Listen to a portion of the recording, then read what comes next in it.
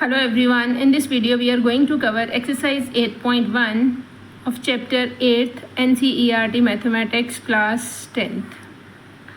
In this exercise we are having, the first question is, in a triangle ABC, right angled at B, AB is equal to 24 centimeter, BC is equal to 7 centimeter, determine sin A, cos A, sin C and cos C.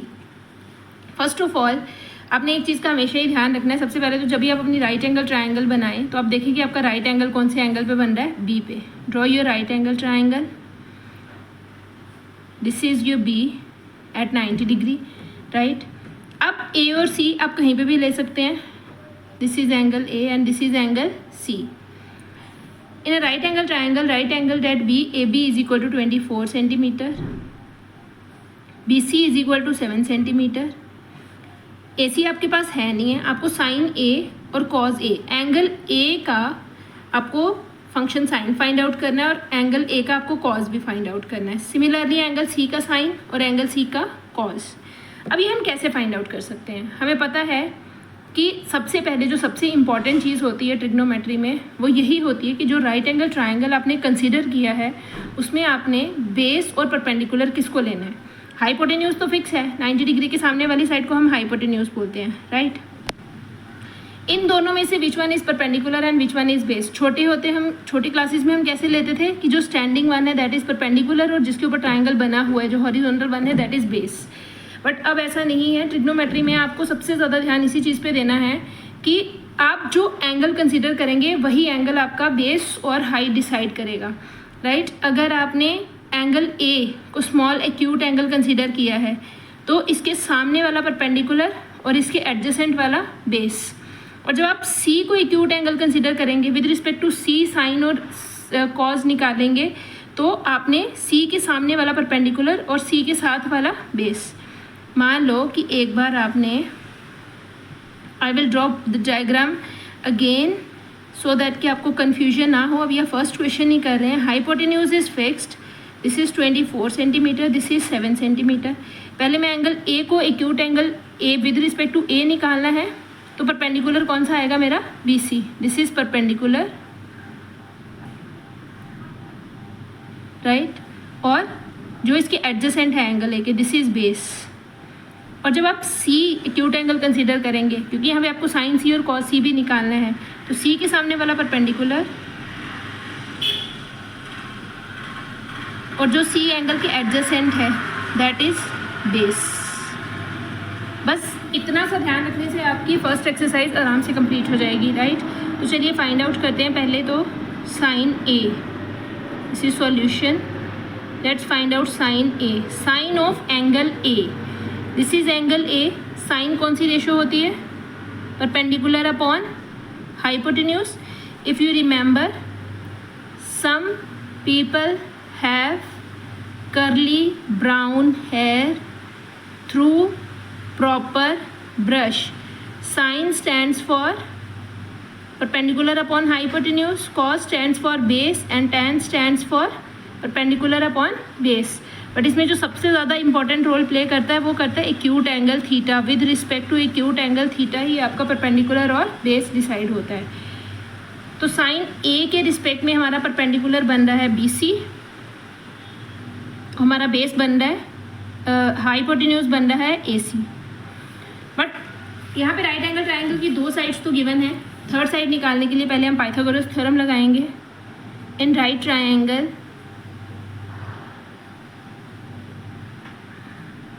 Triangle A B C, A C square is equal to A B square plus B C square. AC is hypotenuse का square, it will remain as it is. AB is 24 का square and BC is 7 का square, that is 49, right? What is 24 square?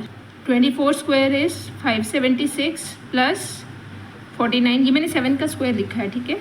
तो AC हमारे पास AC square आ जाएगा 625 and AC will be root 625, that is 25, right? Centimetre. अब हमारे पास AC कितना आ गया 25, हाइपोटेन्यूज इज 25। हाइपोटेन्यूज तो फिक्स ही रहता है, बस एक्यूट एंगल के अकॉर्डिंग आपके परपेंडिकुलर और बेस चेंज हो जाते हैं, right. AC is 25। Now find out sine A। Let's find out all these. First is sine A। Sine A is perpendicular upon hypotenuse, that is equal to BC upon AC. BC is 7 and AC is 25. Now find out cos A. Cos A is base upon hypotenuse. Base is with respect to A, base is AB and hypotenuse AC. This is 24 upon 25. Now in next triangle we have to find out cos C and sin C. Cos C with respect to C, base upon hypotenuse. अब base जैसे ही angle change होगा base भी change हो जाएगा। Base हमारा अब कौन सा आ जाएगा BC और hypotenuse will AC. BC is 7 and AC will be 24. Sine C के कंपैरिजन में हमारा with respect to sine C, हमारा C के रिस्पेक्ट में हमारा जो परपेंडिकुलर आएगा दैट इज़ 24 और हाइपोटेन्यूज हमारा कितना है AC, that is 24 upon 25. Hope it is clear. Let's move on second question. Now in second question we have to find out tan P minus cot R. यहाँ पे P भी एक acute angle है, R भी एक acute angle है और theta जो 90 डिग्री है वो हमारा किस पे बन रहा है Q पे. Two sides are given 12 and 13. Hypotenuse is given and one leg of perpendicular is given. दूसरी हम निकालेंगे by applying Pythagoras theorem. H square is equal to base square plus perpendicular square. But अभी हमारे base और perpendicular तो आप किसी को भी ले सकते हैं. हाइपोटेन्यूज आ गया 13. This is you can take 12 square plus we have to find out this is PQ square. You can better to write it as PR square is equal to PQ square plus QR square, right? So this is QR square we have to find out. This is 169 minus 144 is equal to QR square. This is 5. This is 25 root QR. Then QR will be 5 centimeter. QR की length हमारे पास आ गई 5 centimetre. Now what we have to find out? We have to find out tan P minus cot R. First of all with respect to P, tan P कौन सी ratio होती है? Perpendicular upon tan क्या होता है? What is tan theta? tan theta is perpendicular upon base. और cot क्या होता है? cot theta is reciprocal of tan, that is base upon perpendicular. But यहाँ पे tan P है तो P के रिस्पेक्ट में हमारा परपेंडिकुलर आएगा QR और हमारा बेस आएगा PQ और R के रिस्पेक्ट में हमारा परपेंडिकुलर आएगा PQ और बेस आएगा QR. तो इसको सिंप्लीफाई कर देते हैं. अच्छा जी, यहाँ पे तो हमने निकालना था cot R है ना, तो cot R तो होता है हमने ये गलत लिख दिया. This is base upon perpendicular, तो R के रिस्पेक्ट में बेस आएगा QR और परपेंडिकुलर आएगा PQ, राइट. तो this QR is 5 upon PQ is 12 minus 5 upon 12, answer will be 0, right. Hope it is clear. यहाँ पे tan P था और cot R था. cot होता है बेस अपॉन परपेंडिकुलर और tan होता है परपेंडिकुलर अपॉन बेस. बट यहाँ पे एंगल डिफरेंट थे, उसके अकॉर्डिंग ही हमारा बेस और परपेंडिकुलर चेंज हो जाएगा. इसका ध्यान रखना है आपने. चलिए नेक्स्ट क्वेश्चन करते हैं. साइन ऑफ एंगल A दे रखा है 3/4. Calculate cos A and tan A. Sine of angle A given है. सॉल्यूशन स्टार्ट करते हैं. This is sine of angle A is given. अब आपके पास जब भी कोई भी ट्रिग्नोमेट्रिक रेशियो जैसे गिवन है sine A, tan A, cos A, आपने एक चीज़ का ध्यान रखना है कि ये जो आपको A एंगल दे रखा है ना, it is always acute angle, right. आपने इसको कौन सा एंगल लेना है? एक्यूट लेना है जब तक ये गिवन ना हो 90 डिग्री या 0 डिग्री. तो consider your right angle triangle A, this is 90 degree, आप किसी को भी बना लें, बट ए को आपने एक्यूट एंगल रखना है, चाहे आप यहाँ पे रखें चाहे आप यहाँ पे रखें. This you can take b, this you can take c. अब साइन ए कौन सी रेशो होती है आपके पास? Sine is the ratio of perpendicular upon hypotenuse, right. अगर हम ए यहाँ पे रखते हैं तो हमारा परपेंडिकुलर इसके सामने वाला है, that is B C. This is B C upon A C, right. अब उन्होंने इसकी रेशो दे रखी है 3:4, तो यहाँ पे हम कोई ना कोई वेरिएबल लेट करेंगे. बी सी हमारा कितना आ जाएगा 3K और ए सी हमारा कितना आ जाएगा 4K. Fine. Now you have to find out A B, and how we can find out A B? That is A C square is equal to B C square plus A B square. B C is 3K square plus A B square is equal to 4K square. This is 16K square minus 9K square is equal to A B square, right. 16 minus 9 is 7K square is equal to A B square. आप इसको transpose करेंगे तो ये आ जाएगा √7K is equal to A B. ये आपके पास A B की वैल्यू आ गई. अब आपने क्या फाइंड आउट करना है? You have to find out cos a. Cos कौन सी रेशो होती है हमारे पास? Cos is base upon hypotenuse. अब ए के कंपैरिजन में हमारा बेस कौन सा है? ए बी, और ए बी हमारे पास आया है √7K. तो दिस इज ए बी, और हाइपोटेन्यूज कौन सा है? A c. This is √7K upon 4K. वैसे तो K से K कट जाएगा और √7 अपॉन 4 ही आ जाएगा. अगर तो आपके पास MCQs आते हैं तो आप इसमें वेरिएबल K ना भी लेट करें तो चल जाता है. बट अगर आपके पास 1 मार्कर या 2 मार्कर में 2 मार्कर में अगर क्वेश्चन आया है, 1 मार्कर तो MCQs ही है ना, 2 मार्कर में अगर आपके पास प्रॉपर क्वेश्चन आया है तो आप इसको K को वेरिएबल लेट करेंगे यहाँ पे, क्योंकि रेशो दे रखी है, राइट. अब दूसरा आपने क्या निकालना है? tan A. What is the ratio of tan A? Tan is perpendicular upon base. What is the perpendicular here? Perpendicular is BC and base is AB. This is 3K upon √7K.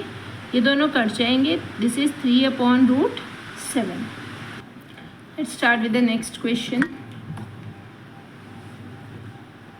Next question is given 15 cot A is equal to 8.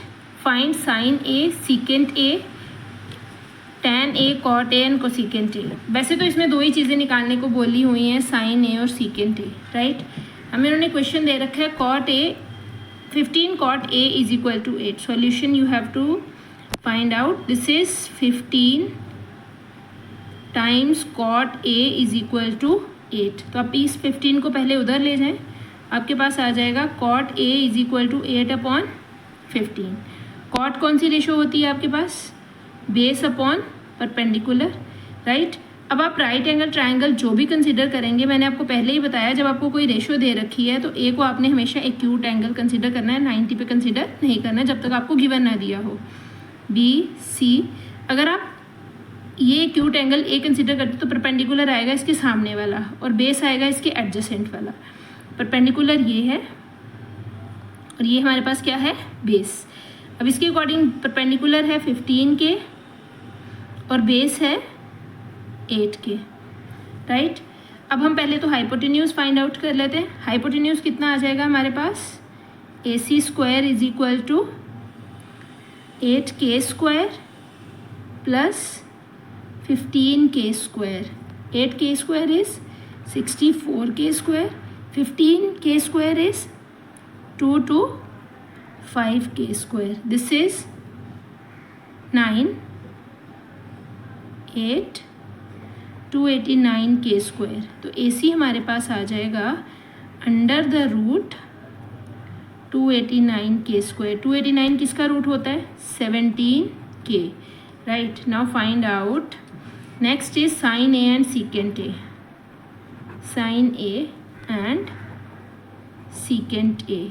What is the value of sine A? Sine A होगा perpendicular upon hypotenuse, that is hypotenuse is 17k.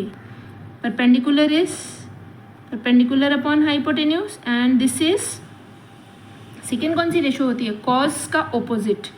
cos होता है base upon hypotenuse, ये होता है hypotenuse upon base. What is the perpendicular है? Perpendicular is 15k with respect to angle A.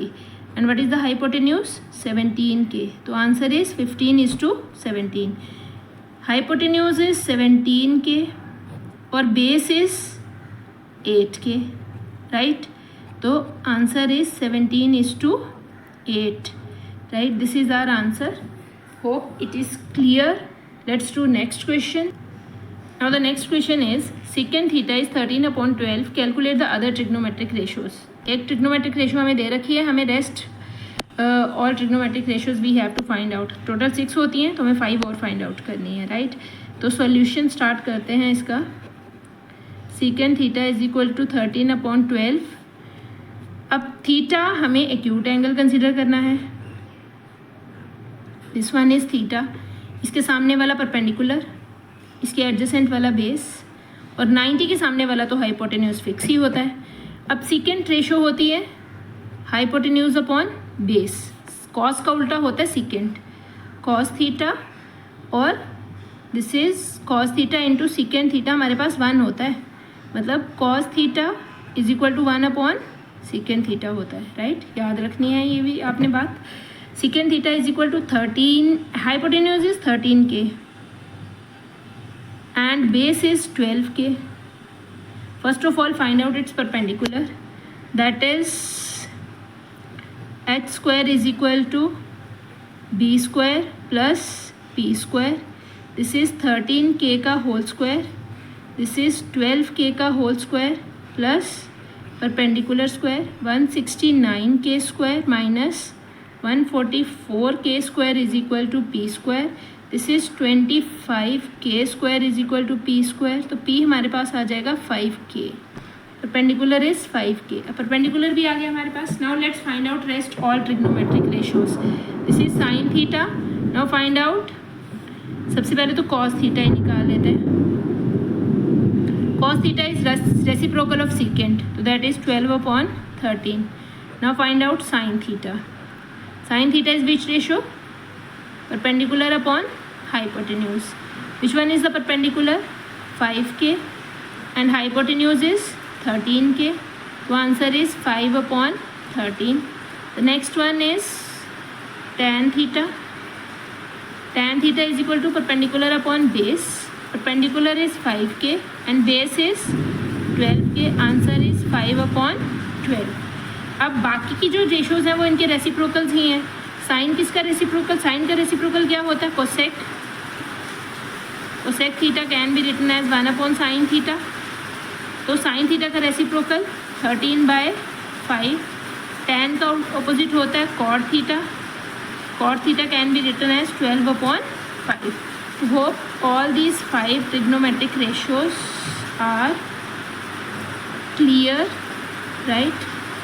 And this is for sin theta.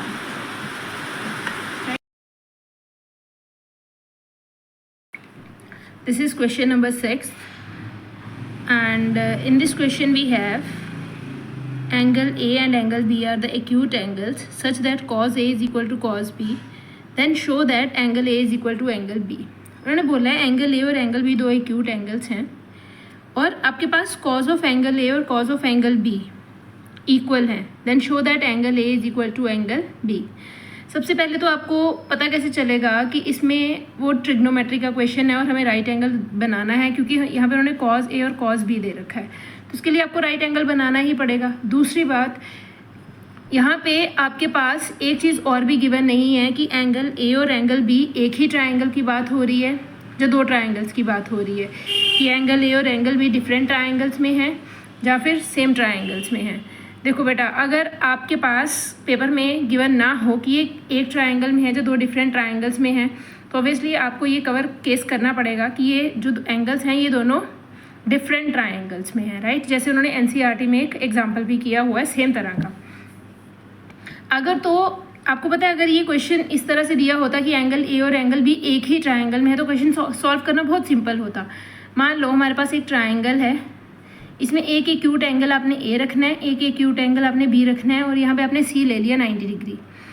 अब जब आप ए के विद रिस्पेक्ट टू परपेंडिकुलर और हाइट निकालेंगे तो हमारे पास ये परपेंडिकुलर बनेगा BC और बेस बनेगा AC। और जब आप बी के विद रिस्पेक्ट परपेंडिकुलर और बेस निकालेंगे तो परपेंडिकुलर बनेगा AC और बेस बनेगा BC। तो एक बार आप cos A निकाल लें, cos B निकाल लें। cos A और आपको cos B बराबर दे रखे हैं। cos A की अगर आप वैल्यू निकालोगे तो वो होता है perpendicular with respect to A लेना है ना, बेस अपॉन हाइपोटेन्यूज। बेस क्या है हमारे पास AC और हाइपोटेन्यूज आएगा AB। सिमिलरली B के विद रिस्पेक्ट टू आप परपेंडिकुलर निकालेंगे तो AC है और बेस BC है, तो बेस आ जाएगा BC upon hypotenuse AB। AB से AB कट जाएगा, AC is equal to BC आपके पास आ जाएगा। AC और BC अगर इक्वल आ जाएंगे तो एंगल A और एंगल B दोनों बराबर हो जाएंगे, right. Angles opposite to equal sides are also equal. तो हमने यही प्रूव करना था, तो ये क्वेश्चन बहुत सिंपल हो जाता। बट एक्चुअल में उन्होंने हमें गिवन दे ही नहीं रखा था, तो इसलिए हम ये वाला केस तो कंसिडर नहीं कर सकते। हमें किस तरह से करना है क्वेश्चन को, हमें क्वेश्चन को करना है when angle A and angle B are two acute angles in two different triangles. यहाँ पे हम एक ट्राइंगल कंसिडर कर लेते हैं जिसमें एक्यूट एंगल है एंगल A, और एक और राइट एंगल ट्राइंगल कंसिडर कर लेते हैं जिसमें एक एक्यूट एंगल है B। This we can take PQ and this we can take RS, right. अब हमारे पास गिवन है cos A is equal to cos B। अगर आप cos A इस ट्राइंगल में से निकालोगे तो A के अकॉर्डिंग परपेंडिकुलर है PQ और बेस है AQ, तो बेस अपॉन हाइपोटेन्यूज होता है AP। और जब आप इस ट्राइंगल में आओगे तो आपके पास है cos B और इसके सामने वाली साइड है, इसका बेस आएगा BS और हाइपोटेन्यूज आएगा BR, राइट। अब आपके पास ये दो रेशोज़ आ गई हैं। हमने इस क्वेश्चन को एक्चुअली में करना कैसे है, हमने इस क्वेश्चन को करना है सिमिलैरिटी से। हमें इन दोनों ट्रायंगल्स को सिमिलर प्रूव करना पड़ेगा।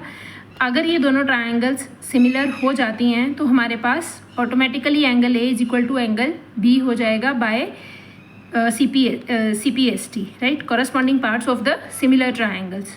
नाउ द क्वेश्चन इज हमें इन ट्रायंगल्स को सिमिलर प्रूव करना कैसे है। हमें इन ट्रायंगल्स को SSS से प्रूव करना है सिमिलर। SSS रूल क्या होता है सिमिलैरिटी का, इसमें होता है the ratio of all three sides of triangle is equal. तीनों साइड्स की रेशियो को अगर हम इक्वल प्रूव कर दें तो हमारे पास ट्रायंगल्स क्या हो जाती हैं, सिमिलर। अब हमारे पास ये जो दे रखी है ये हमारे पास एक ही ट्रायंगल में बन रहा है, AQ upon AP, BS upon BR। तो हम क्या करते हैं, हम इन दोनों को ट्रांसपोज कर देते हैं, मतलब BS को हम नीचे ले आते हैं और AP को ऊपर ले जाते हैं। तो हमारे पास क्या बन जाएगा, AQ अपॉन BS और इधर आ जाएगा AP अपॉन BR। आपके माइंड में क्वेश्चन आ रहा होगा कि मैंने ऐसा क्यों किया। बेटा देखो, जब हमने सिमिलैरिटी में रेशो बनानी है तो हमारे पास एक ट्रायंगल की साइड्स की रेशो दूसरी ट्रायंगल की साइड के साथ बनेगी, बट ये दोनों तो सेम ही ट्रायंगल के पार्ट्स थे। तो मैंने क्या किया, दो साइड्स को इंटरचेंज कर दिया। उससे क्या हुआ, मेरे पास इस ट्रायंगल के पार्ट्स ऊपर आ गए, AQ अपॉन BS और इधर आ गया AP अपॉन BR। अब हमारे पास दो साइड्स की रेशो इक्वल आ गई, और कौन सी साइड बच गई हमारे पास, अगर मैं इन पे थोड़ा मार्क कर लूँ, AQ अपॉन BS की और AP अपॉन BR की। अब मेरे पास कौन सी साइड बच गई, PQ अपॉन RS। इसकी रेशो भी इनके बराबर बनानी है हमने, राइट। अगर हमने इस ट्रायंगल के पार्ट्स को ऊपर रखा है तो दूसरी ट्रायंगल में भी इसी ट्रायंगल के पार्ट्स ऊपर आएंगे और जो रेशो बनेगी इसके नीचे आ रहे हैं, राइट। मतलब हमारे पास थर्ड साइड आएगी third side is P Q upon R S. इसकी रेशो भी इन दोनों रेशोज़ के इक्वल आएगी। मतलब हमें प्रूफ क्या करना है, a q upon b s is equal to p Q upon are s is equal to A p upon b r. We have to prove that all these three sides are having the same ratio. तो हम इसकी ratio को late कर लेते हैं 1/k। हम इस ratio को लेट कर लेते हैं k:1। तो सबकी रेशो अब हमें कितनी प्रूव करनी है, k:1। मतलब दो साइड्स की तो हो गई है, थर्ड साइड की रेशो जो P Q upon R S की बनेगी वो भी हमने कितनी बनानी है, k:1। इसका मतलब सबसे पहले अब आपको ये तो समझ में आ गया कि इस क्वेश्चन में हमने करना क्या है। दो साइड्स की रेशो इक्वल बन गई है, तीसरी साइड जो पी क्यू और आर एस है उसकी रेशो भी हमने k:1 बनानी है। ठीक है, इसका मतलब पहले तो हम पी क्यू की लेंथ निकालेंगे इस ट्राइंगल में से और फिर आर एस की लेंथ निकालेंगे इस ट्राइंगल में से, दोनों को डिवाइड करेंगे और रेशो को अरेंज करेंगे। तो हम ले लेते हैं पहले in triangle P A Q, इसमें आप निकालिए पी क्यू की लेंथ, यह आ जाएगा P Q square is equal to A P square minus A Q square by Pythagoras theorem, right. अब आपके पास पी क्यू स्क्वायर, आप इस ट्राइंगल में से ए पी की अगर वैल्यू निकालेंगे इन दोनों रेशोज़ को कंपेयर करके, तो आपके पास ए पी की वैल्यू कितनी आ जाएगी, it is k times B R का square, right, k times B R square. और अगर आप इसको हाइड कर लेते हो और ए क्यू की वैल्यू निकालोगे तो ए क्यू की वैल्यू कितनी आ जाएगी, बी एस इधर k से जाके मल्टीप्लाई हो जाएगा, ये आ जाएगा B S k times B S का स्क्वायर। अब आप इसमें से k स्क्वायर कॉमन निकालो और अंदर आपके पास बच जाएगा बी आर का स्क्वायर माइनस बी एस का स्क्वायर। ये तो आ गई फर्स्ट ट्राइंगल में से। अब आप सेकंड ट्राइंगल में आर एस की वैल्यू निकालो। जब आप आर एस की वैल्यू निकालोगे पाइथागोरस थ्योरम से, फिर आप दोनों को डिवाइड करोगे। ठीक है, अब हम आर एस की वैल्यू निकाल लेते हैं। इसमें आप पी क्यू की वैल्यू निकालोगे तो आपने इसको रूट में लिखना है। तो अब हम लेते हैं इन triangle R B S. R B S में जब आप पाइथागोरस थ्योरम लगाएंगे तो आपने आर एस स्क्वायर की वैल्यू निकालनी है ना, तो ये क्या आ जाएगी हमारे पास, this is equal to R S square is equal to R B square minus B S square. R S square is equal to hypotenuse square minus B S base square, right. तो ये हमारे पास आ जाएगा R S square R B. अब आप R B की value निकालो, यहाँ से क्या आएगी आपके पास। इसको चाहे आप ऐसे ही रहने दो, इसको हमें वैल्यूज़ में चेंज करने की ज़रूरत नहीं है, we will keep it as it is. अभी आपको मैं बताती हूँ कि इसको ऐसे ही क्यों रखना है। ये आ जाएगा under the root R B square minus B S square, right. अब हमने इन दोनों को डिवाइड करना है, डिवाइड करिए। This is equation 1, this is equation 2, divide 1 and 2। तो ये आ जाएगा P Q upon are S, इधर आ जाएगा आपके पास under the root K square B R square minus B S square, B R square minus B S square, right, divided by under the root R B square, या इसको B R square भी लिख सकते हैं, minus B S square. इसमें से k हमारे पास multiply हो रहा है, उसका पेयर भी बन रहा है, तो ये रूट से बाहर आ जाएगा। अंदर हमारे पास बच जाएगा B R square minus B S square divided by under the root B R square minus B S square. ये कट जाएंगे दोनों, तो आपके पास आंसर कितना आ जाएगा, k:1। अब आप देखिए जो P Q upon R S की रेशो है वो भी कितनी आ गई आपके पास, k/1, और इन दोनों की रेशो भी आपके पास कितनी थी, k/1। मतलब ये तीनों रेशोज़ हमारे पास किसके इक्वल आ गई, k/1 के इक्वल आ गई। इसका मतलब हम बोल सकते हैं कि अब ये ट्राइंगल्स क्या हो गई, सिमिलर हो गई, राइट। तो आगे लिखते हैं, next we can say we are having AQ upon BS, AQ upon BS is equal to AP upon BR is equal to PQ upon RS, और इन सब की रेशो आ गई हमारे पास K अपॉन 1। जब तीनों साइड्स की रेशो इक्वल हो जाती है तो ट्राइंगल सिमिलर हो जाती हैं। जो साइड्स ऊपर आई हैं और जो साइड्स नीचे आई हैं, ये ऊपर एक ट्राइंगल की साइड है और नीचे दूसरी ट्राइंगल की साइड है। पहले आप एक बार ऊपर वाली ट्राइंगल का नेम लिखें। मान लें आपने नेम लिखा है APQ, इसी के अकॉर्डिंग आप दूसरी ट्राइंगल का भी नेम लिखेंगे, जहाँ पे आपके पास A और Q जो हैं वो आपने लास्ट में बनाए, फर्स्ट और लास्ट। तो इसका मतलब B और SP इसी तरह से आने चाहिए, फर्स्ट और लास्ट। AP के नीचे रेशो है BR, AP और BR, मतलब यहाँ पे आपके पास जहाँ तो BRS बनेगा, जहाँ RBS बनेगा। अब देखिए इसमें से कौन सा नेम सही बनेगा। मेरे को इतना तो पता है कि AP के नीचे BR है, तो यहाँ पे जहाँ तो BR आएगा ऐसे आएगा BRS, जहाँ फिर आएगा हमारे पास RBS। तो देखते हैं इनमें से कौन सा ट्राइंगल का नेम सही है इस रेशो के according. AQ upon BS, AQ upon BS, AP upon BR, first two BR and PQ upon RS। तो हमारे पास ये फर्स्ट वाला नेम सही है। तो these two triangles are similar by SSS। अगर ये ट्राइंगल सिमिलर हैं तो ये जो एंगल्स हैं, angle A is equal to angle B, angle P is equal to angle R and angle Q is equal to angle S, ये तीनों bye CPST equal हो जाएंगे। होप इतना आपको समझ में आ गया होगा। Therefore angle A is equal to angle B, और हमने यही प्रूव करना था, हेंस प्रूव्ड, राइट। थोड़ा सा क्वेश्चन समझने वाला है, एक दो बार समझेंगे तो आपको क्लियर भी हो जाएगा। ध्यान से करें, राइट। चलिए नेक्स्ट क्वेश्चन करते हैं।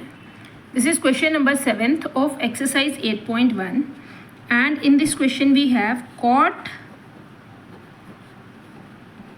theta is equal to 7 upon 8. Which ratio is called cot?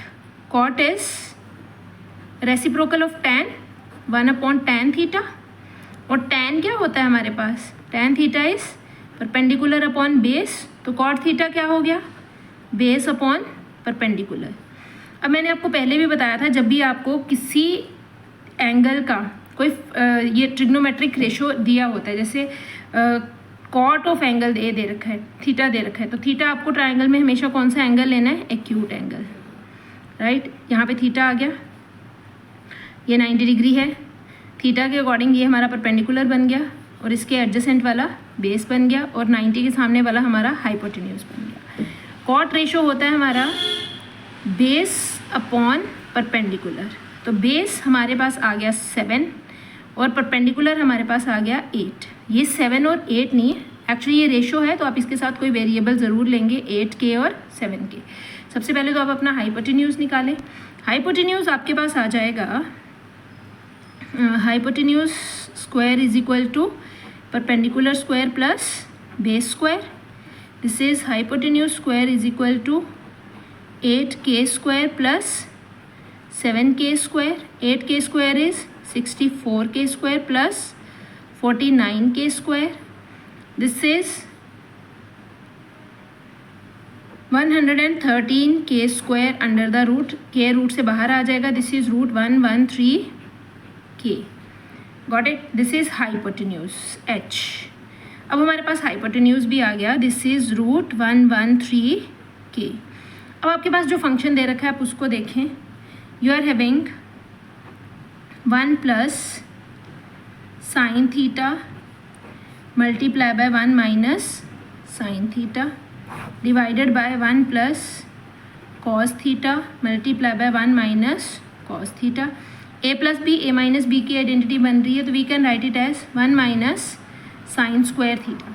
अब आपको ये स्क्वायर आपने पहली बार देखा है इसमें, तो आपको ये भी पता होना चाहिए कि अगर आप sine theta into sine theta करते हैं तो इसको लिखने का मेथड होता है साइन स्क्वायर थीटा या फिर साइन थीटा का होल स्क्वायर।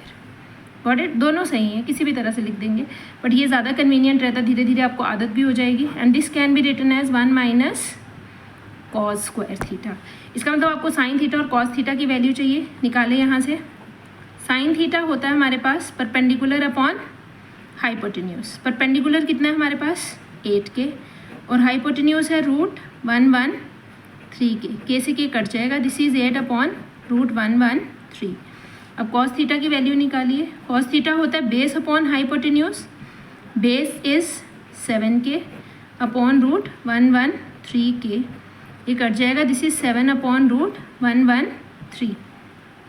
Got it. अब इसमें वैल्यूज पुट कर दें। Put n, consider it as 1, put n 1।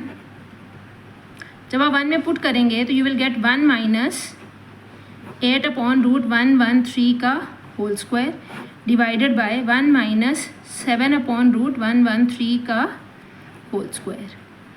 Open the squares, 1 minus 64/113 divided by 1 minus 7/113।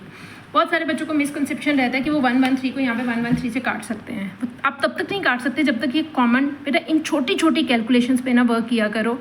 एक बार करोगे, 2 बार करोगे, आपको ये चीज़ें बिल्कुल क्लियर हो जाएंगी। एलसीएम लें, 113 एलसीएम आ जाएगा। अदरवाइज आप इसको एक को नहीं काट सकते ना, अगर ये अकेला होता तो आप कट कर देते, बट ये तो इसके साथ -1 भी है, इधर भी है, कैसे काट दोगे? पहले आप एलसीएम लोगे, 113 minus 64 divided by 113, then 113 minus this is 49, 7 square is 49 upon 113। अब ये 113 कॉमन डिनोमिनेटर है, अब आप इसको काट सकते हैं। 113 minus 64 gives us, this is 49 upon, this is 49 upon 64। What is the answer? 49 upon 64। हमें क्या निकालना था यहाँ पे? 1 प्लस साइन थीटा मल्टीप्लाई बाय 1 प्लस sine theta multiply by 1 minus sine theta, 1 plus cos theta multiply by 1 minus cos theta. तो हमने इसको फाइंड आउट कर लिया, तो हमारे पास आंसर कितना आ गया? 49 अपॉन 64। एक बार अगर आपको नहीं समझ आया तो 2 बार करें। अब शुरू में आप जब भी कोई चैप्टर प्रैक्टिस करते हैं तो 2-3 बार चीज़ें प्रैक्टिस किया करें, तभी आपको चीज़ें आती हैं। बेटा सुनने से मैथ्स कभी नहीं आता, अगर सुनने से मैथ्स आता तो सबको आ जाता। मैथ्स करने से आता। मैथ्स में छोटी छोटी सी चीज़ें होती हैं, छोटी छोटी सी कैलकुलेशंस होती हैं। आप कॉन्सेप्ट भी समझ लेंगे ना, वो कैलकुलेशंस फिर से आपकी फंस जाएंगी अगर आप प्रैक्टिस नहीं करेंगे। तो practice is the most important thing. अब आपको यहाँ पे दूसरा चीज़ निकालनी थी, कॉट स्क्वायर थीटा। तो ये तो हम यहीं पे फाइंड आउट कर सकते हैं। कॉट थीटा हमें दिया हुआ था, कॉट स्क्वायर थीटा निकालना है। अभी मैंने आपको बताया ना, कॉट स्क्वायर थीटा का क्या मतलब होता है? Cot theta multiply by cot theta. तो दैट इज 7/8 का whole square which is equal to 49 upon 64। Hope it is clear. अब जब आप अगली वाली एक्सरसाइज कर लोगे ना, तो आपको ये क्वेश्चन करना और भी ईजी लगेगा। आपके पास आइडेंटिटीज़ बन जाएंगी, फिर आप डायरेक्ट कर सकते हैं। बट इनिशियली जब भी आप प्रैक्टिस करें तो 1-2 बार क्वेश्चंस को खुद से निकाल के देखें, राइट। चलिए नेक्स्ट क्वेश्चन करते हैं। 3 cot A is equal to 4, then check whether 1 minus tan square A upon 1 plus tan square A is equal to cos square A minus sin square A or not।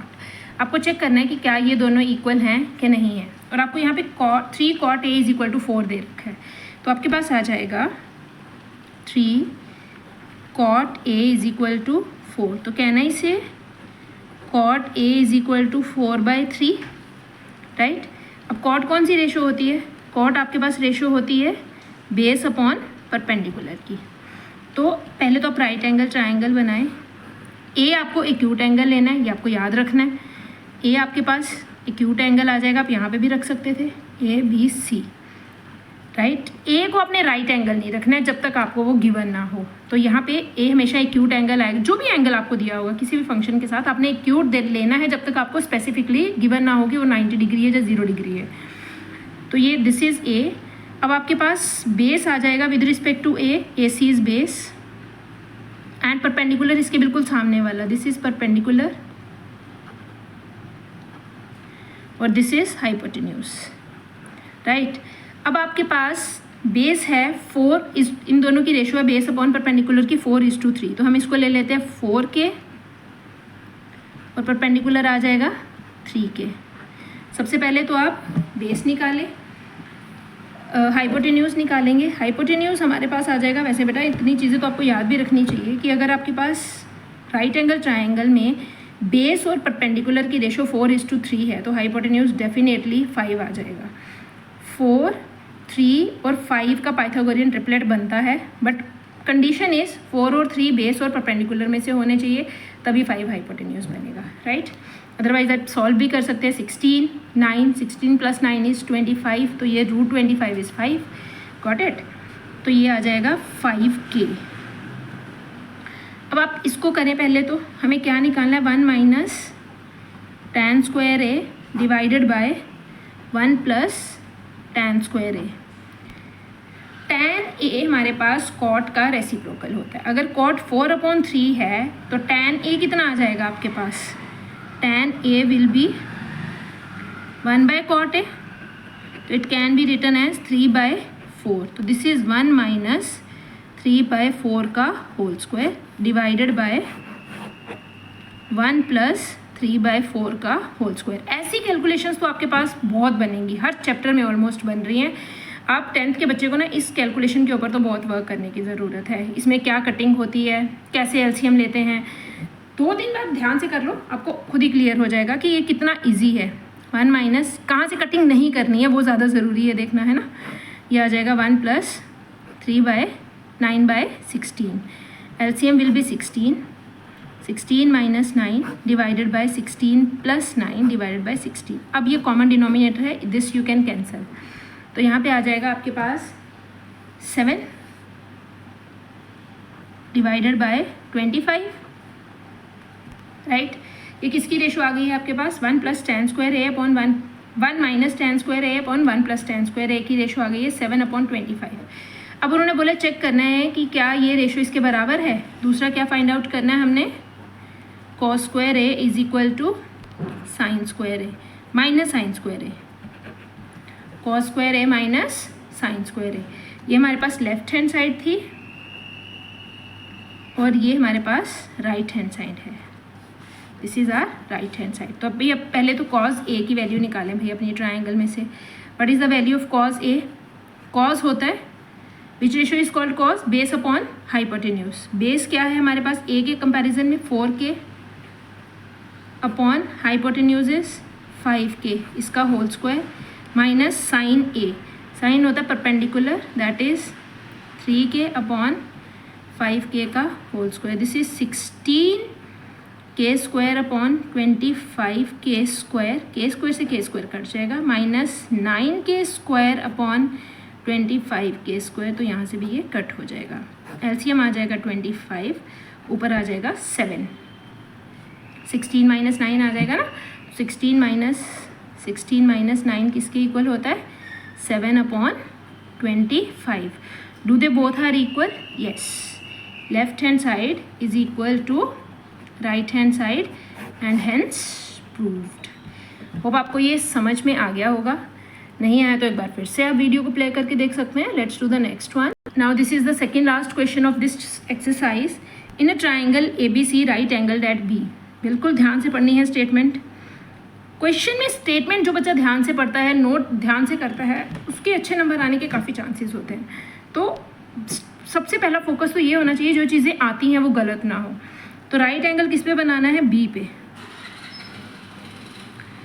और डरने की तो कोई बात नहीं होती है बेटा, जितनी प्रैक्टिस करेंगे मैथ्स उतना ही आएगा। तो डरना तो ज़रूरी नहीं है, डरोगे तो पेपर में और भी डर लगेगा, है ना। तो tan a हमें दे रखा है, tan a = 1/√3। तो a हमने एक्यूट एंगल ले लिया है। a के रिस्पेक्ट में हमारा जो परपेंडिकुलर बन रहा है वो CB है और बेस है AB। हमें पहले तो फाइंड आउट करना है, हमें पहले तो tan a की रेशो 1:√3 है। हम इसके अकॉर्डिंग जो हमारा फाइंड आउट कर सकते हैं वो कर लेते हैं। This is perpendicular upon base. Perpendicular हमारे पास इसके कंपैरिजन में a एंगल के, तो ये आ जाएगा परपेंडिकुलर इज CB और B बेस आ जाएगा हमारे पास AB। तो हम यहाँ से ये कर सकते हैं कि जो CB है वो हमारा 1k के इक्वल है और जो हमारे पास AB है वो √3k के इक्वल है, राइट। अब हम बात करते हैं यहाँ से AC कैसे निकालना है। बेटा देखो, अगर तो आपको ये 1 मार्कर में आते हैं तो आप K ना भी लिखें। हमने सारे क्वेश्चंस में K लिखा है, चलो मैं ये क्वेश्चन बिना K के भी आपको करके दिखा देती हूँ। मान लो मैंने K लिया ही नहीं, इसको मैंने 1 देख लिया और इसको मैंने √3, है ना। हालांकि ये इससे हमारे फुल मार्क्स तो नहीं आते, बट 1 मार्कर करने के लिए, ये जहाँ MCQs करने के लिए it is perfect, you can do easily. तो हमारे पास हाइपोटेन्यूज अगर हम इसको देखें ए बी इज़ √3, तो ये हमारे पास 1 है, तो हमारे पास हाइपोटेन्यूज कितना आ जाएगा, AC square is equal to √3 का स्क्वायर प्लस 1 का square, this is 3 + 1 which is equal to 4 और AC विल बी √4, AC आ जाएगा हमारे पास 2। वैसे तो रूट की पॉजिटिव नेगेटिव दोनों वैल्यूज़ होती है, बट जब हम लेंथ की बात करते हैं तो हम सिर्फ positive values consider, this is not √2, this is 2। ये कितना आ गया हमारे पास, हाइपोटेन्यूज 2 आ गया। अब हमारे पास जो फाइंड आउट करना है उसके ऊपर फोकस करते हैं। फर्स्ट पार्ट में हमें फाइंड आउट करना है sin A cos C plus cos A into sin C। What is sin A? A के अकॉर्डिंग परपेंडिकुलर, A के अकॉर्डिंग परपेंडिकुलर है BC, that is 1 and hypotenuse है 2। C के अकॉर्डिंग परपेंडिकुलर है √3 और हाइपोटेन्यूज है 2। अब फिर से A के अकॉर्डिंग नहीं, C के अकॉर्डिंग तो हमें बेस लेना था ना, ये कॉज है, कॉज होता है this is perpendicular upon hypotenuse, this is base upon hypotenuse, this is base upon hypotenuse and this is perpendicular upon hypotenuse, but it's all depend upon these angles. Do it very carefully कि आपको कौन से angle के according base और perpendicular consider करना है। तो मैंने यहाँ पे गलत लिख दिया है, कॉस C के अकॉर्डिंग हमें बेस देखना था, तो बेस 1 था यहाँ पे, तो it should be 1 by √2. Now the next one I will rewrite it. Sin A is 1 by √2, cos C के अकॉर्डिंग बेस है 1 और हाइपोटेन्यूज है 2 प्लस A के according cos A base upon hypotenuse, base is √3 and hypotenuse is 2। sin C के according perpendicular है √3 divided by √2, this is 1 by numerator से multiply होगा denominator से, √3 इंटू √3 इज 3, 2 2 ज़ा 4, LCM is 4, 3 1 + 3, this is 4 by 4 which is equal to 1। It is clear. चलिए अब next करते हैं, सेकेंड पार्ट है हमारे पास, this is cos A plus cos C minus sin A sin C। Now let's do second part of this question. This is second part, cos A into cos C minus sin A into sin C। ये हमारा right angle triangle है। cos A की value निकाले, with respect to A हमारे पास base है √3 और hypotenuse है 2, C के अकॉर्डिंग बेस है 1 और हाइपोटेन्यूज है 2। अब sin A होता है perpendicular upon hypotenuse, perpendicular A के अकॉर्डिंग है 1 और हाइपोटेन्यूज है 2 और C के अकॉर्डिंग परपेंडिकुलर है √3 और हाइपोटेन्यूज है 2। इसको आप मल्टीप्लाई करेंगे तो ये आ जाएगा √3/4 माइनस √3/4, आंसर विल बी 0। तो आप इन क्वेश्चंस को थोड़ा और ध्यान से करें, 1-2 बार करेंगे तो आपको अच्छे से प्रैक्टिस भी हो जाएगी, राइट।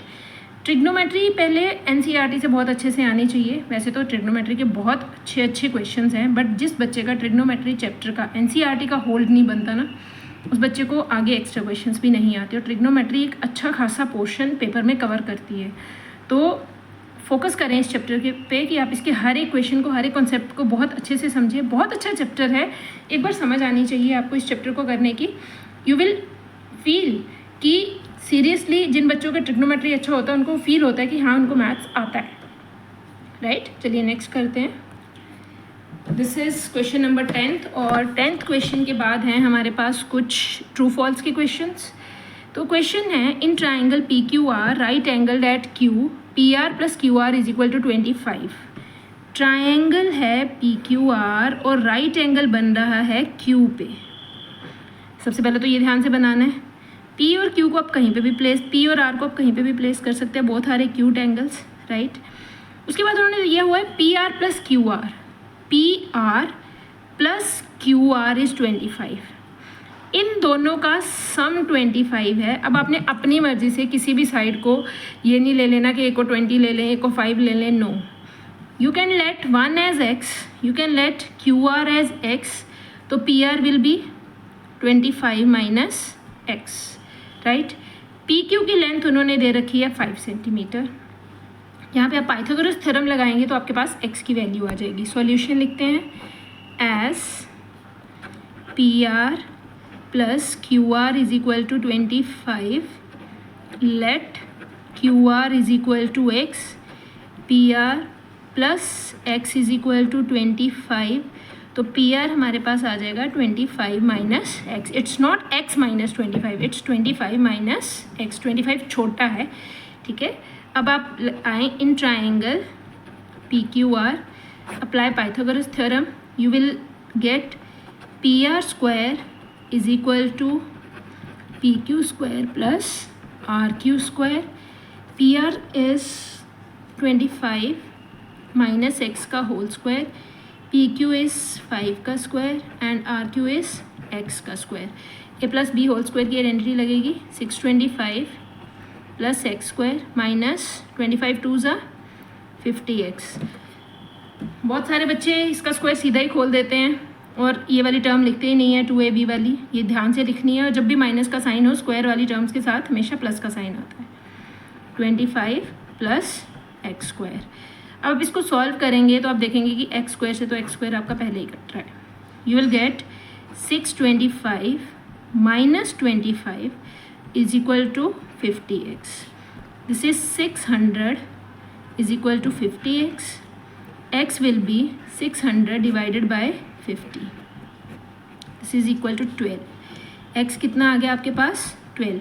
x मतलब therefore we can say RQ is equal to 12 centimetre. RQ कितना आ गया आपके पास? 12 सेंटीमीटर। अब आपके पास RQ की लेंथ अगर आ गई है तो can we find out RP? RP is equal to 25 minus x, this is 25 minus 12, this is 3, this is 1, 13 centimetre. RP भी हमारे पास आ गया 13 सेंटीमीटर, RQ हमारे पास आ गया 12 सेंटीमीटर और ये हमारे पास 5 सेंटीमीटर पहले से ही दिया हुआ था। This is equal to 13 centimetre. Hope इतना आपको क्लियर हो गया होगा। अब हमारे पास तीनों साइड्स आ गई हैं। अब उन्होंने बोला है साइन P और कॉस P की वैल्यू निकालनी है एंड टैन P की भी निकालनी है। Sine P into cos P and tan P की भी वैल्यू निकालनी है। तो चलिए निकालते हैं साइन P। पहले तो साइन P निकालें, मतलब angle is very very important बेटा। साइन अकेला तो कुछ है ही नहीं है, किसी एंगल के ऊपर ही लगेगा। तो this angle is very very important. आपने इस एंगल का बहुत ध्यान रखना है कि कौन से एंगल की बात हो रही है, क्योंकि उसी एंगल के अकॉर्डिंग हमारा परपेंडिकुलर और बेस बनेगा। अगर वो P एंगल की बात कर रहे हैं तो परपेंडिकुलर है, साइन होता है परपेंडिकुलर अपॉन हाइपोटेन्यूज। परपेंडिकुलर है RQ और हाइपोटेन्यूज है RP, दैट इज़ 12 अपॉन 13। और कॉस P हमारे पास है base upon hypotenuse.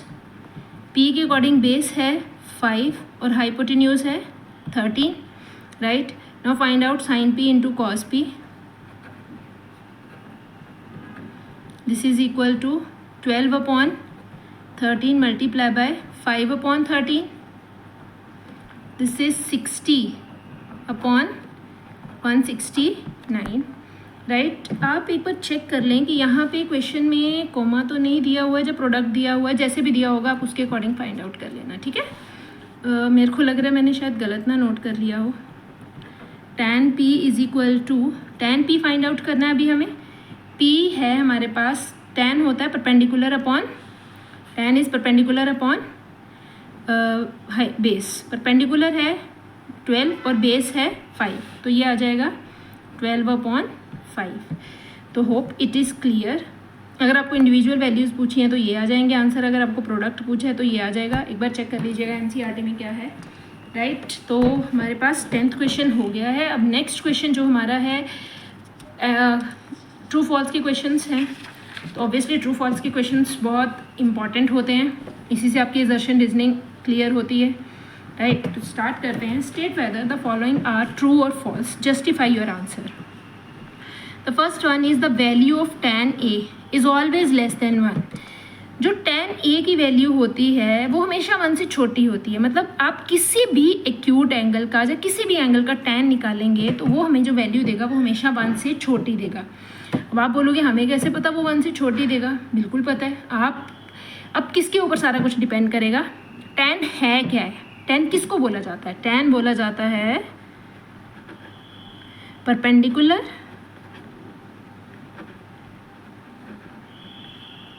Upon base को, राइट। अब आप राइट एंगल ट्रायंगल की अगर बात करते हैं तो अगर मैं ये एंगल ए कंसीडर करूं बी सी, तो परपेंडिकुलर आएगा बी सी और बेस आएगा ए सी। इसकी वैल्यू 1 से छोटी कब आती है?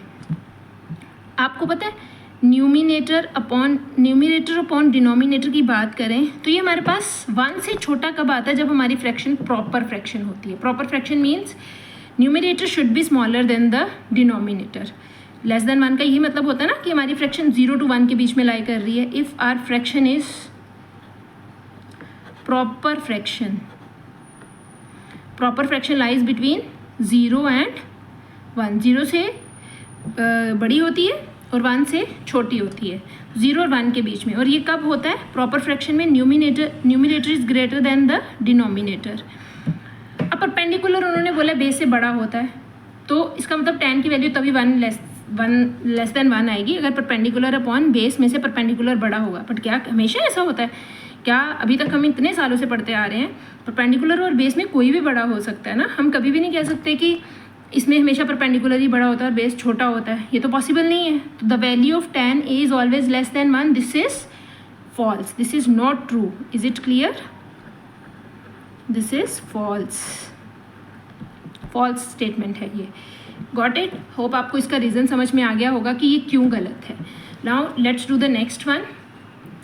Secant A is 12/5 for some value of angle A।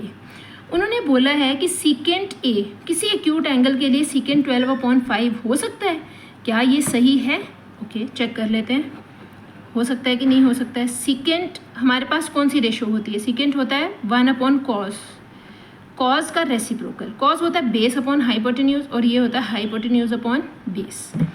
अब ये तो पक्की बात है कि ट्रायंगल में जो हाइपोटेन्यूज होता है वो बेस से तो हमेशा बड़ा होता है कि नहीं होता है? होता है ना। अगर ये हमारे पास बेस है तो हाइपोटेन्यूज तो सबसे लॉन्गेस्ट साइड है, तो यहाँ पे उन्होंने लिखा है 12/5, मतलब हाइपोटेन्यूज बेस से बड़ा है, तो ये हो सकता है। इसलिए S hypotenuse is always greater than the base, therefore it is true, ये हो सकता है, राइट। उन्होंने बोला क्या ये पॉसिबिलिटी है? बिल्कुल ये हो सकता है, right. Next one is cos A is the abbreviation used for cosecant of angle A। क्या जो cos A है वो cosecant of angle A की एब्रीविएशन है? नो। आपको सारी एब्रीविएशंस पता है, हमने फर्स्ट वीडियो में कवर करी थी। कौन कौन सी होती है? साइन किसकी एब्रीविएशन होती है? SINE, right. cos किसकी एब्रीविएशन होती है? cos होती है कोसाइन की। tan किसकी एब्रीविएशन होती है? टेंजेंट की। कॉट किसकी होती है? कोटेंजेंट की, राइट। नेक्स्ट इज कोसेक किसकी? कोसेक होती है कोसिकेंट की, और सेक होती है सीकेंट की। These are the 6 trigonometric ratios and these are their abbreviations, right। अब एब्रीविएशंस तो हमारे पास पता चल गई हमें, तो उन्होंने बोला cos A is the abbreviation of cosecant of angle A। अब इसमें भी आपको लग रहा होगा कि cos बन रहा है, बट ये कोसिकेंट ऑफ एंगल A की एब्रीविएशन हमारे पास क्या होती है? Cosec A, right. It is not cos A, तो दिस इज फॉल्स। तो इसमें रीज़न क्या लिखोगे? No, cos is abbreviation of cosine A। Is it clear? Now cot A is the product of cot and angle A. हाँ, ये भी बहुत बड़ा मिसकंसेप्शन रहता है बच्चों को कि कॉट ए का मतलब है कॉट मल्टीप्लाई बाय ए. क्या ये सही है? बिल्कुल नहीं. इसका मतलब है अपने एंगल ए के ऊपर कोटेंजेंट का फंक्शन लगाना है, कोटेंजेंट ऑफ एंगल ए निकालना है आपने. तो ये तो एक फंक्शन है, राइट. जैसे मैं आपको एक बॉक्स दे दूँ, मैंने बोला कि आपके पास ये एक मशीन है जिसमें आप एक्स स्क्वायर, ये एक्स स्क्वायर की जो भी नंबर आप इसमें डालोगे जिसको स्क्वायर करके देगी. मतलब आप इसमें 2 डालोगे तो ये आपको 4 देगी. अगर आप इसमें 12 डालोगे तो ये आपको 144 देगी, राइट. वैसे ही जो कॉस वगैरह होते हैं, कॉस सिकेंड, ये जो जितनी भी ट्रिग्नोमेट्रिक रेशियोज हैं, ये फंक्शन है कॉट. आप इसमें कोई भी एंगल डालोगे ये आपको उसके अकॉर्डिंग वैल्यू देगा, राइट. ये कॉट का फंक्शन लगाओगे, कॉट 30 पे आपको अलग वैल्यू देगा, कॉट 90 पे आपको अलग वैल्यू देगा. जैसे जैसे एंगल चेंज होता जाएगा इसकी वैल्यूज चेंज होती जाएंगी. इसका मतलब ये नहीं है कि कॉट और ए आपस में प्रोडक्ट हो रहे हैं. कॉट विदाउट एंगल तो कुछ है ही नहीं है, तो ये गलत है. This is false, right.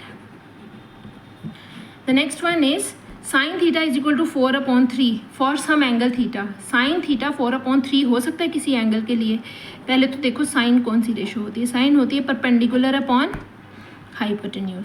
तो hypotenuse is always greater than the perpendicular. तो उन्होंने बोले साइन जो है वो 4/3 है. 4/3 का मतलब है उन्होंने दे दिया perpendicular is greater than hypotenuse. कैसा होता है कभी राइट एंगल ट्रायंगल में? नो. तो साइन की वैल्यू कभी भी 1 से बड़ी तो होती ही नहीं है. साइन और कॉस की वैल्यू 1 से बड़ी कभी नहीं होती है. 1 होती है 90 डिग्री पे, साइन 91 होता है, कॉस 0 1 होता है. ये अभी आप अगली नेक्स्ट एक्सरसाइज में पढ़ेंगे. बट इनकी वैल्यू 1 से बड़ी कभी भी नहीं होती है. Got it. इसकी वैल्यू साइन और कॉस की वैल्यू, क्योंकि इनकी रेशियो परपेंडिकुलर अपॉन हाइपोटेन्यूज है, और परपेंडिकुलर हाइपोटेन्यूज से हमेशा छोटा रहता है. बेस भी हाइपोटेन्यूज से हमेशा छोटा रहता है. तो ये प्रॉपर फ्रैक्शंस बनती हैं. तो प्रॉपर फ्रैक्शन नहीं है 4/3. 4/3 जो है ये प्रॉपर नहीं है. It is not proper fraction. This is greater than 1. अगर आप इसको डिवाइड करोगे तो ये आपको 1 से बड़ा आंसर देगा. और इसका मतलब है हाइपोटेन्यूज परपेंडिकुलर से बड़ा हो गया, हाइपोटेन्यूज परपेंडिकुलर से छोटा हो गया. ये परपेंडिकुलर है ना, ये हाइपोटेन्यूज है, तो ये तो नहीं हो सकता. तो दिस इज फॉल्स. होप आपको ये एक्सरसाइज अच्छे से समझ आ गई होगी. एक बार प्रैक्टिस करें. कॉन्सेप्ट्स नए हैं आपके लिए, एक बार में नहीं समझ में आएंगे. रिटन प्रैक्टिस करेंगे तो धीरे धीरे धीरे धीरे आपको ट्रिग्नोमेट्री बहुत अच्छा लगेगा. बिलीव मी, बहुत अच्छा चैप्टर है, right. Okay, bye, take care.